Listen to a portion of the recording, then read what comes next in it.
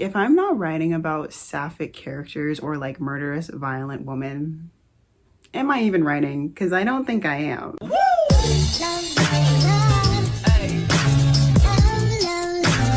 Hi everyone, I'm Hayley. Welcome back to my channel. Today I'm doing a writing video, which I have not done in forever.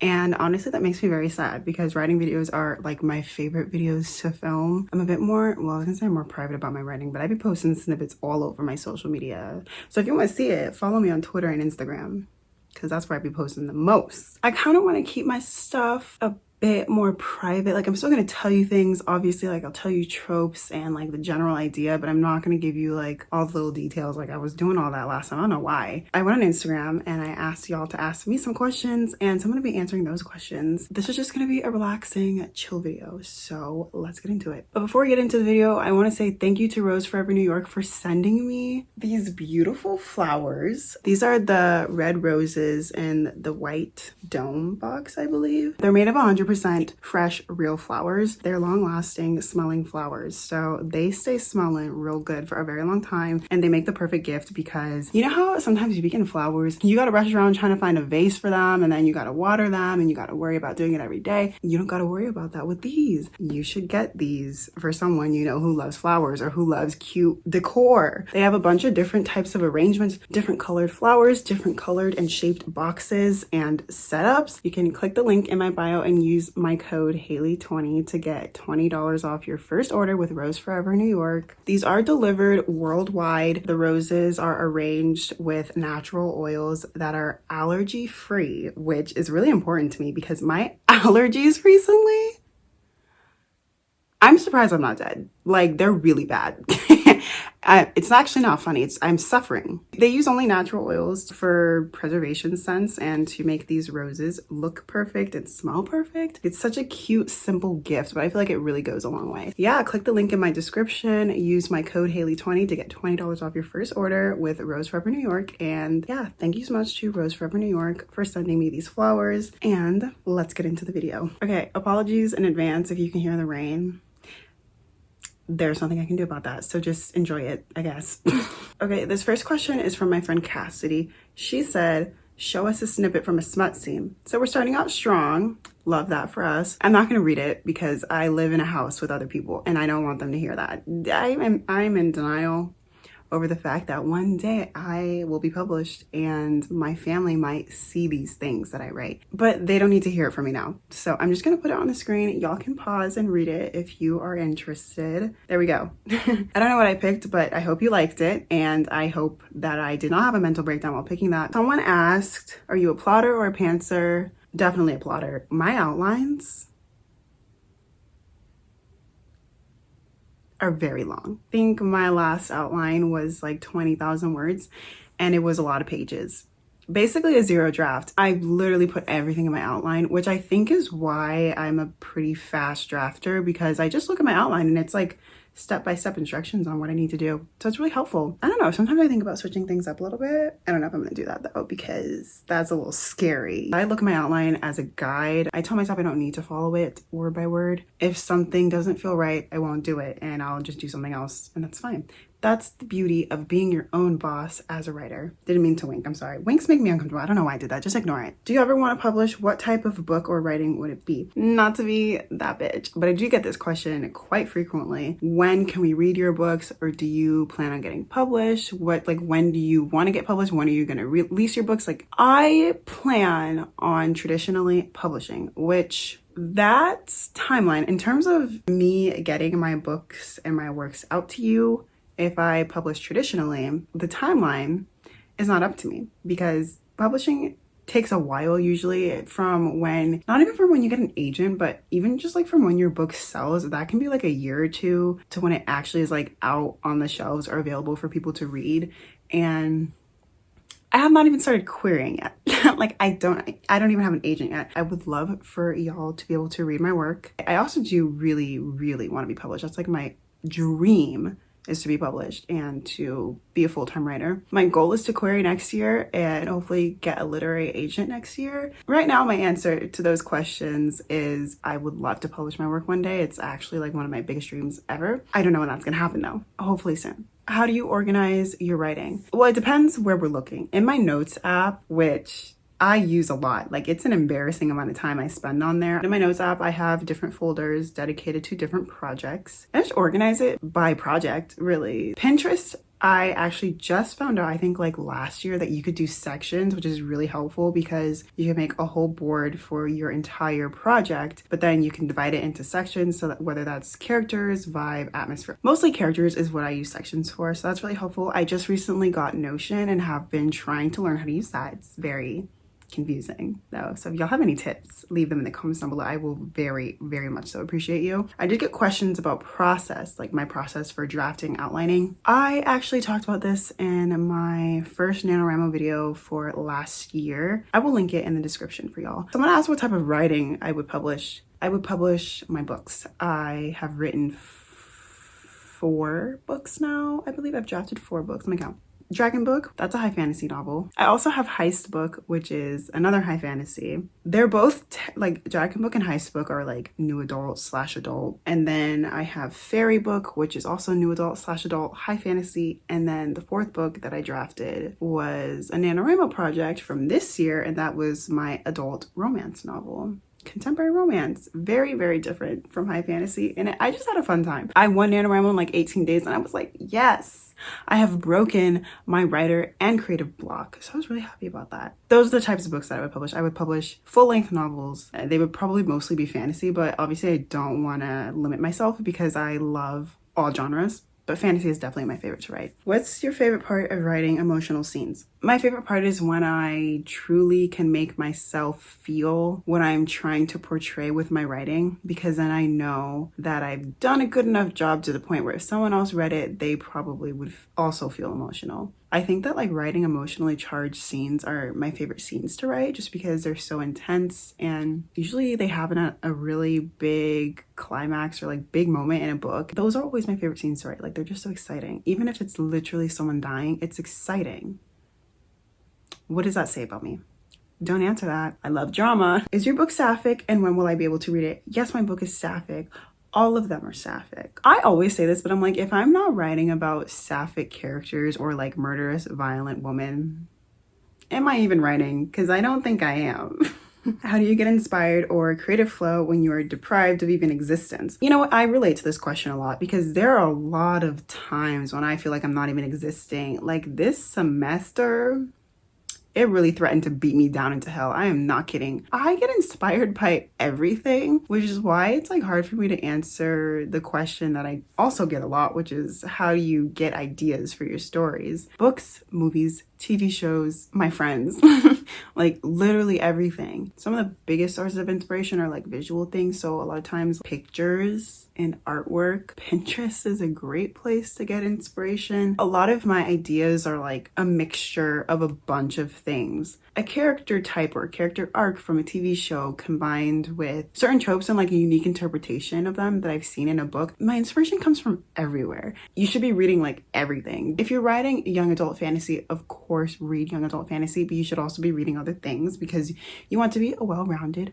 writer. You don't just have to read. Obviously you should be reading, but you can totally get inspiration from other things like TV shows and movies, podcast. Like you can literally get inspiration from anywhere. How do you keep yourself motivated? If I'm struggling getting through a draft, this is why having an outline really helps, because I'll see that there is a scene that I'm really looking forward to writing that's maybe a few chapters away. So I just tell myself if I keep writing, I'll get to that scene. I'll be so excited to write that scene. So basically just like keeping myself excited about certain scenes that are coming up, that really motivates me to write. Keep myself motivated like in the long term, like bigger picture, seeing other people's success and imagining my own success. I feel like it's so easy, especially in the writing community and the publishing world, to get jealous and just get really down on yourself because there is a lot of rejection. I try to like switch it around and be like, you know what? Them being successful does not take away from my potential or my success at all whatsoever. And I just tell myself like it motivates me because I'm like, hey, if I want that, like if I one day want to have an agent, if I want to see other people reading my books and loving them, then I need to keep working. I need to keep writing. I need to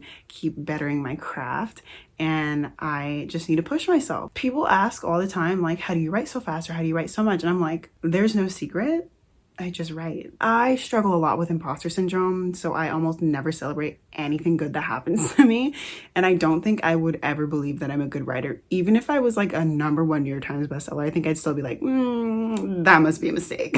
For me, motivation, it's very much so external, just like seeing where I could be. Also setting goals. I do this with my writing friends. We're like, okay, this time next year or this time next month, we want to have finished this draft or finished these revisions or sent out X amount of queries. It's really, really helpful to set goals. I've noticed that it's very productive for me when I give myself deadlines. That's why NaNoWriMo works really well for me. So deadlines, goals, keep me motivated, keep me on track and on top of everything. Yeah, having writer friends or just people to hold you accountable, also really helpful in keeping me motivated. My friend Allie asked, how do you remain a neutral storyteller when putting characters you love through hell? This is a really good question, and I love it. I feel like there are so many different ways I could take this question. The first way is I'm not neutral because I love them and because I know how things are going to end for them. So, but then neutral in terms of like, do I care or not care? I think it's a good idea to not be neutral, actually, because I low-key feel attacked by this question. Well, I don't think I am neutral because I am in my characters' heads like 24/7. So whatever they're thinking, whatever they're feeling, I'm feeling it because I'm making them feel it. I actually don't think I remain a neutral storyteller. But I guess this could also apply to the fact that there have been some characters that I wanted to kill off, and then I just fell in love with them so much as I was writing them that I decided I could not kill them off. Maybe some people do think I remain neutral because I love death trope and I do kill a lot of characters. But I'm not neutral when I do that. Like, I still am very much so in my feelings about it. Do you have any tips for outlining and getting the plot right? Okay, so like I said, I have a whole video on how I outline and plot. So I'm gonna put that down below.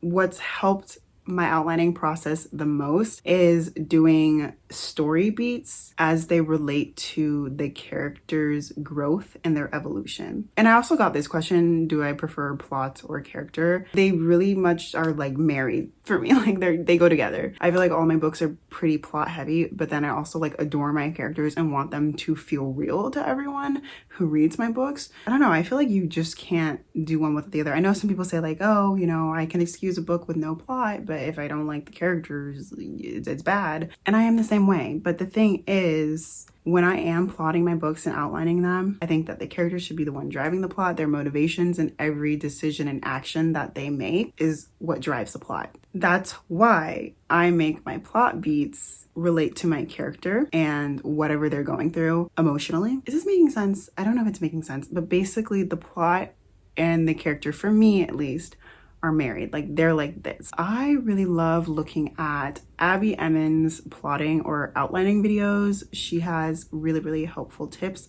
So I will link her channel down below. And then I also love this book that I recently have been reading, and it's called The Anatomy of Story. That book is super helpful. There's a whole 22 steps for how to plot and how to arrange your characters' motivations, their desires. It is so helpful. How are your projects going and have you finished any? My projects are going pretty well. I've now officially drafted 4 books. I did just mention this, but I'm gonna mention it again. Dragon Book, which has a couple drafts done, and I'm about to go into another round of revisions for that book.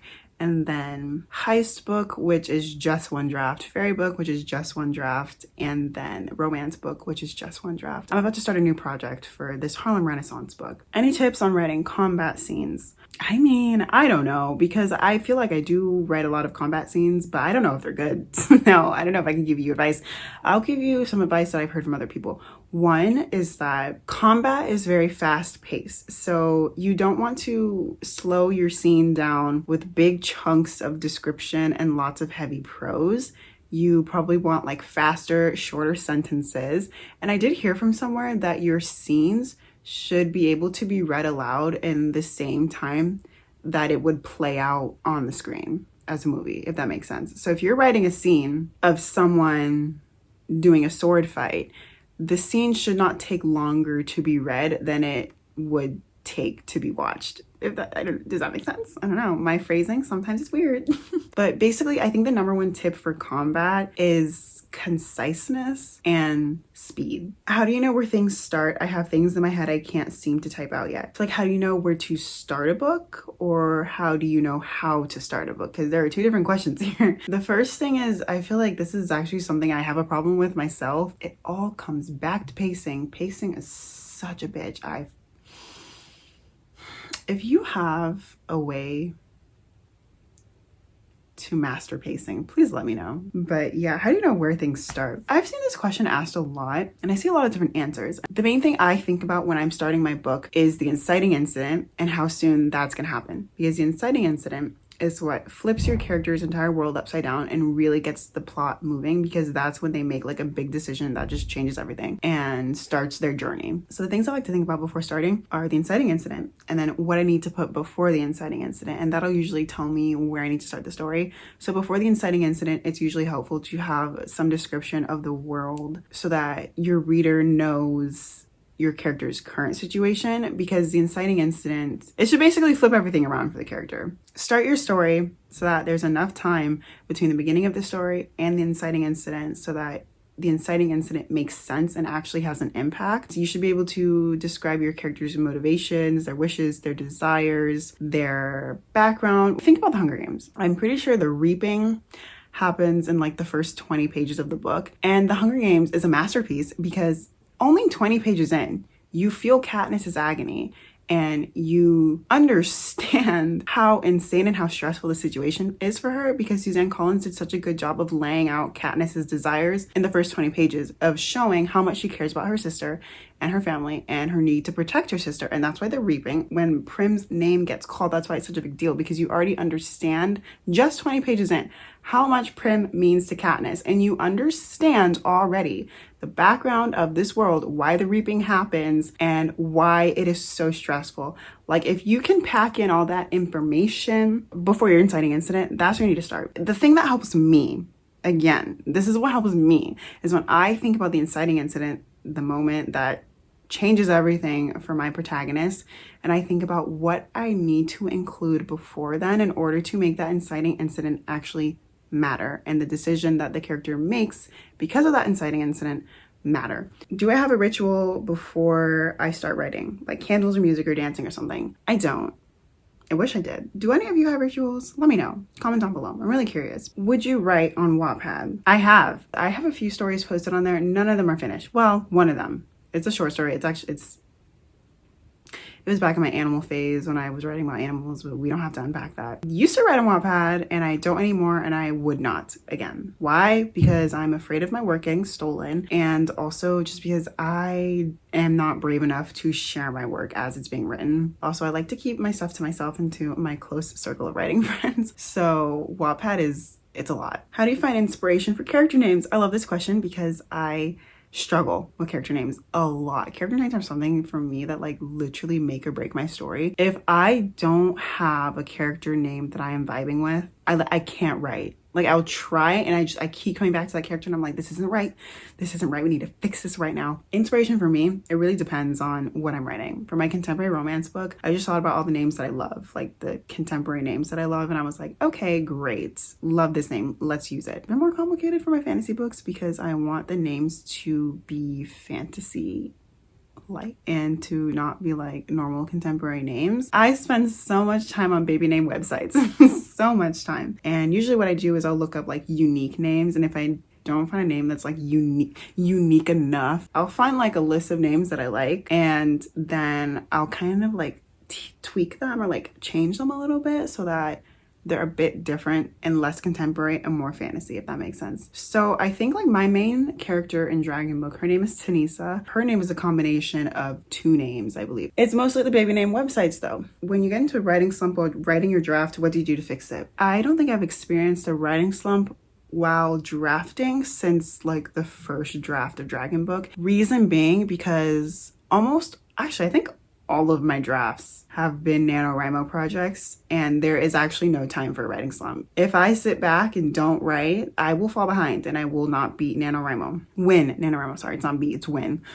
That's why for me deadlines really work, because they don't allow for me to have a writing slump. Because I'm like, there's no time for a writing slump. You gotta push through it. If there is a scene, which I never do this, but I hear other people do this and it really helps them. If there's a scene that you're struggling to get through, I know some people will just like put in brackets like fix this later or like finish this scene later, and then they'll just keep going and then they'll come back to it once, you know, they have figured out a way to get through it. But for me, I don't usually do that because I don't like leaving things unfinished. And yeah, I have completion issues. I'm also a perfectionist. It's probably my mental illness / my OCD. So I don't do that. But I know it works for other people. Deadlines prevent writer's block for me. Whenever I have a deadline, I just keep writing no matter what. Even if I don't like what I'm writing, I just keep writing. Because if it's a first draft, it's like the only thing that matters is getting the words down and finishing your draft. Like, it doesn't matter if it's pretty. It doesn't matter if it's good. You just need a draft. How do you structure a writing routine while being a uni student? I'm a full-time student. I do YouTube and I have an internship and I write. Something that really, really helps me, again, is having goals and deadlines. Also, I truly believe that if you want to write, you can make time to write. I do have a writing group and I will do writing sprints with them on certain days, which is really helpful. But also, like, sometimes I can't like bring my computer with me everywhere. I will write on my phone, whether it's in the Notes app or the Google Docs app. I think it's perfectly fine. Some people say don't do it. But if you really don't have time and you're on the go constantly, writing on your phone, I think is valid. I don't know, a routine. I feel like I don't actually have a writing routine. Like, I don't have any time, except for the times when I sprint with my friends. I don't have times alone where I am just like, okay, at this time every day, you're going to sit down and write for X amount of time. I don't do that. I just write whenever I feel like it. But if I do have a deadline, I make an effort to write a certain amount of words every day so that I can meet that deadline. Okay, some people have asked, how do you come up with a unique storyline or creative plot to base your story on? Like I said, my inspiration comes from everywhere, but I think that what's really important when coming up with a plot, if you want something unique, as long as it is completely 100% your own, it will always be unique. Unique plot doesn't come necessarily from like the plot itself, but I think it mostly comes from the characters that are controlling the plot. How do you world build? The number one tip I have for world building is to start at the very, very, very, very, very beginning of your world. My story actually involves gods and like the creation gods of the world that I built in my fantasy book. And so I went all the way back to like how the people of this world believe that the world was created by these gods. I came up with like an original creation story, and then from there I just built on. Also, obviously I didn't start with that though, because I started with the idea of a kingdom and there being dragons, and then I just asked myself, I'm like, okay, well, why, like, how did this kingdom come to be? Like, was there a war? Did they conquer a pre-existing group of people that lived here? But yeah, so I just asked myself questions. I'm like, how did they get here? I think that's the main thing that you ask, is like, how did the characters get here? How did the world get like this? And then from there, you go all the way back, or you start all the way back and work your way up there. I feel like everything is based off of the world building. If you're doing fantasy and you have magic, the magic is usually based off of the world and how the world works. Usually the characters' motivations and their desires are based off of the world and like what things are allowed or not. World building is so, so important. I know it can be easy to like want to skip it and just be like, hey, like there's just a castle and there's a kingdom and like there was a war and now there's magic. I feel like you're going to run into a lot of issues if you don't answer the little questions. And that being said, you obviously don't have to mention everything in your plot. Like, that's just gonna weigh your story down. You will know as you're writing, and you will be very grateful that you have every little detail, because you'll know what you need to include and what you don't need to include, and you'll just be grateful that you have these things to back yourself up when your plot starts to get a little confusing. You'll be like, okay, hey, world building explains this, just insert a little 1-2 ting and everything is okay. So I don't know, world building obviously is different for everyone, but for me it's like the biggest part when I'm doing fantasy, because if my world is not together, nothing is together. If y'all want me to do another writing video or a writing vlog, let me know. I want to get back into making more writing videos, so leave me suggestions down below. Thank you all so much for watching this video. I really hope you enjoyed it. Remember to like this video, comment down below, and subscribe to my channel, and I will see you next time with another video. Bye.